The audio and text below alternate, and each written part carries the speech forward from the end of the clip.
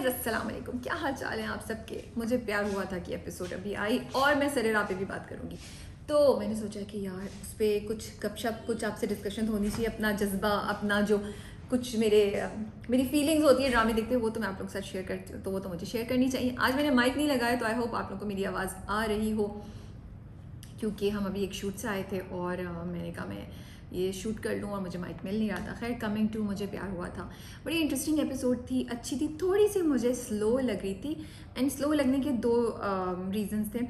एक तो जो पूरी माँ बाप के, माहिर के माँ बाप के दरमियान जो डिस्कशन हुई, मुझे उसका सर पैर ही नहीं समझ आया कि वो किस बात का शिकवा कर रहे थे और वो तरबियत की बात कहाँ से आ गई।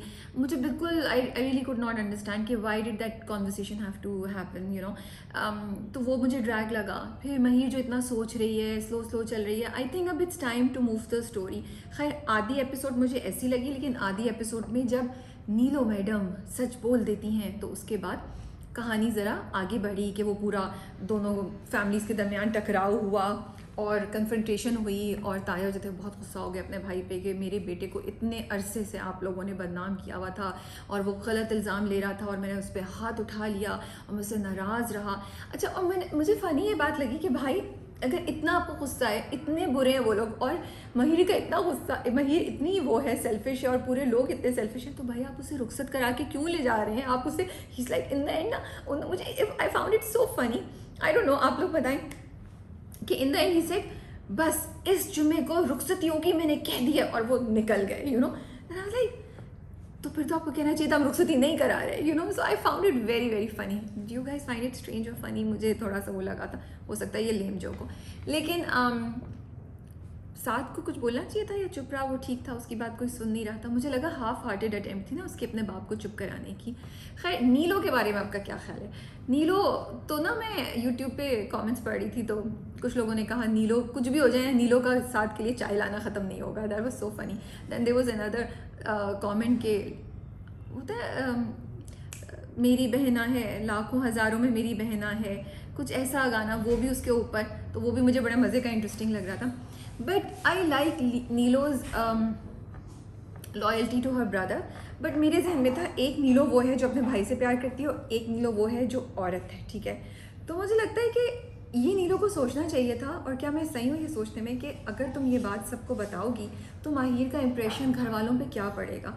कुछ भी हो, माँ बाप के और बड़ों के सामने कुछ तो आपकी इज्जत होती है, इंप्रेशन होती है ना, ठीक है। और यहाँ पे उसका अपने भाई के लिए बहुत जज्बा था, बहुत वो था, लेकिन देखिए साद ने भी तो अपने दिल से वॉलंटरीली किया ना जो भी किया। तो साद पे किसी ने गन पॉइंट तो नहीं रखी हुई थी, उसने अपनी दोस्ती के लिए अपने से किया। तो मुझे ये था कि शायद नीलो जो उसके अंदर औरत है, उसको शायद ये बात सोचनी चाहिए थी। लेकिन खैर, मैं जो नीलो द बहन है उसको मैं शोल्डर पे पैट कर रही हूँ कि तुमने ये कर दिया ताकि कहानी आगे बढ़ी और हम लोग आगे देख सकते हैं। Finally the cat is out of the bag and everybody knows के साद रियली लाइक्स महिर। लेकिन मैं महिर का जो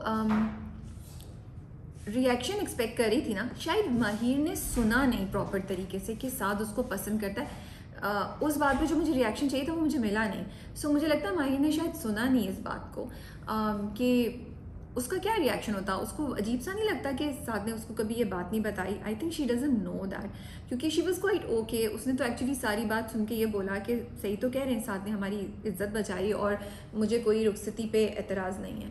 तो दो तीन चीज़ें हुई। एक तो ये कि माहिर को फाइनली कुछ चीज़ों की रियलाइजेशन हो रही है। उसमें से एक और चीज़ जो डायलॉग बहुत इंपॉर्टेंट था कि मोहब्बतों के दावेदार अगर मोहब्बतों के दावेदार अगर इज़्ज़त ना कर सकें तो उनकी मोहब्बत किसी काबिल नहीं, कुछ इस तरीके का।